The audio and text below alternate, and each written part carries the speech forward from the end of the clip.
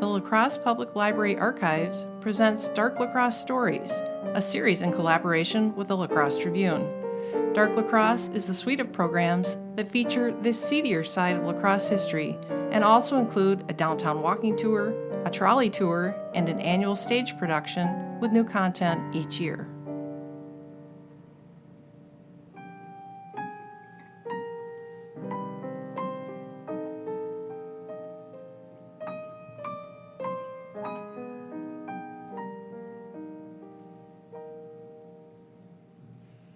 If you want to know more about the ghosts in town, you only need to ask a 12-year-old boy. That's all my comrades and I talk about. We don't talk about all that boring stuff like politics or what Congress and President Grover Cleveland are talking about. We will occasionally entertain a conversation about Black Bart, the stagecoach robber, and his capture. But that only lasts for a few moments, and then we are back to talking about floating specters and other ghostly things. Billy, the catcher on our baseball team, said something about they are starting to build a monument in New York Harbor called the Statue of Liberty. That was greeted by a chorus of yawns. We rarely even talk about girls, although that topic does seem to be coming up in conversations more and more lately. My friends and I like to talk about ghosts. Over the past 2 years, we've had plenty to talk about. You see, my old man and just about all of my friends' fathers work for the railroad. They work in the yard just north of the La Crosse River, near the Cargill grain elevator, where the Black and Mississippi rivers come together. You know, where the War Eagle steamboat sank? The story started about 2 years back, when Sig's old man was working in the yard one night. Now, Sig's old man is as stoic as a plate of steel. Needless to say, he doesn't go in for much drama, so to hear him tell it, you'd get the chills. He was working in the yard late at night. A heavy mist was draped over everything, and he was just about to slam the last heavy pin in place to couple the last car in a string of 9. Suddenly, he said an invisible hand overtook his and wrenched the pin from his hand. The pin disappeared. He said he didn't drop it. He didn't accidentally throw it. It simply wasn't there. As he stood there in disbelief, in full possession of his senses, and as sober as a judge, the engine pulled away and all 9 cars pulled apart. All the pins he had just put in place were now turned to ether and nowhere to be found. Then, a few months later, my dad came home with his story. He was working late at night with Pete, Dave, and Joe's dad. In the low light, they saw someone they didn't know walking on the line about 75 yards away. They all started shouting at the stranger because there was an engine bearing down on him. They said they saw the guy get hit. They saw the body crumble under steel wheels, and they could hear the dull crunch of breaking bones.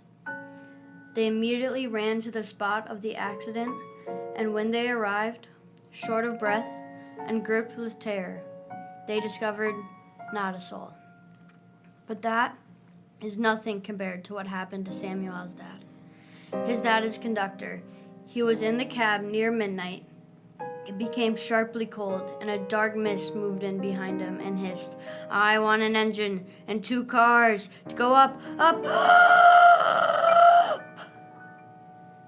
The paper actually reported that the pronunciation of the last word came in an unearthly tone, somewhere between a shriek and a groan. The mist disintegrated, and all that was left in the cab was the faint whiff of sulfur in the air. Once that story hit my buddies and I, plus all sorts of adventurous folks, started going down there just about every night in hopes of seeing the railway ghost. So many, in fact, that the cops had to start chasing everyone out of there. One clodhopper from Minnesota got thrown in jail for going down there all drunk on whiskey. They say he had a club and a lantern, and he was screaming for the ghost to come out and fight like a man. He was caught and then dumped in a cell downtown to dry up. I heard he got fined $5 whole. With fines that astronomical, my buddies and I stopped going down there. Eventually, Everyone else did too. Yet here we are, 2 years later, 1884, and look what was in the paper today. At midnight, where there is an unearthly silence in the river addition to the city of La Crosse, when not the lights of ghastly phosphorescence can be seen moving like ill-omened sparks across the marsh, and when every glimmer that pierces the awful gloom of night seems to come stealing through the air from some lonely gravestone. At this unseemly hour when every honest ghost should be asleep, there appears a ghastly phantom on the railroad track near the elevators. The specter paces back and forth along the iron rails in shadowy garments that fade away and then reappear as if the night winds had held them in their keeping. The ghost is back. All the boys are talking about it. It's only a matter of time before another blood-crueling story comes out of that yard. The story of a grinning skull atop some disembodied spirit telling another poor brakeman or conductor, "I want an engine and 2 cars to go up, up."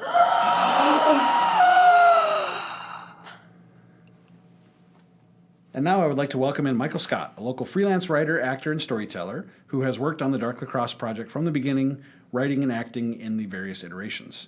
He's also the host of the Ghosts of Historic La Crosse walking tours. Mike, can you tell the listeners a little bit more about those tours? Oh, I would love to.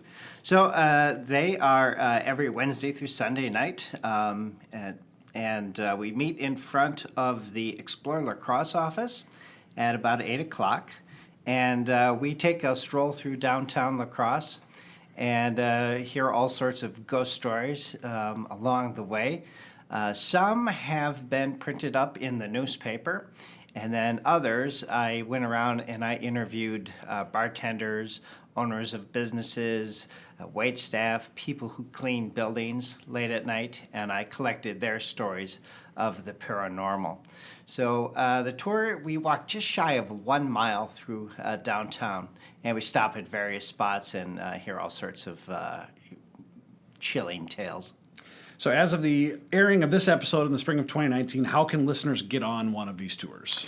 Very easily. They just need to go to footstepsoflacrosse.org to reserve a spot, or you can simply show up at 8 o'clock down at the Explore La Crosse every Wednesday through Sunday night from April through October 31st. Halloween is the very last tour of the season.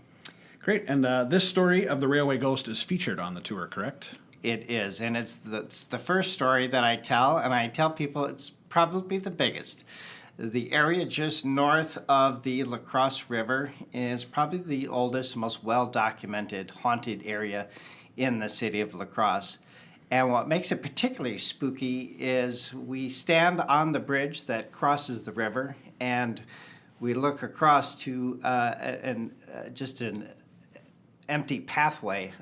There's just a bike path there now, and so it's deserted, it's dark, it's creepy, so it's the perfect story right from the beginning. Great. And last question. We just heard from your son Owen, who was also cast in the Dark La Crosse show for this story. How was writing for him and working with him as an actor? Well, it was really fun. We needed another actor in the cast, and I thought, well, who do I like to work with? Well, I like to work with my son because we have worked together before. I played the old man, and Owen played Randy in A Christmas Story when he was 7 years old. So our history. That was La Crosse Community Theater, correct? At the La Crosse Community Theater, yes. And so we have a history of performing together. So I enjoyed that so much that I wanted to do it again. Well, thank you, Mike, for talking with us again here today, and thank you for listening. Thank you.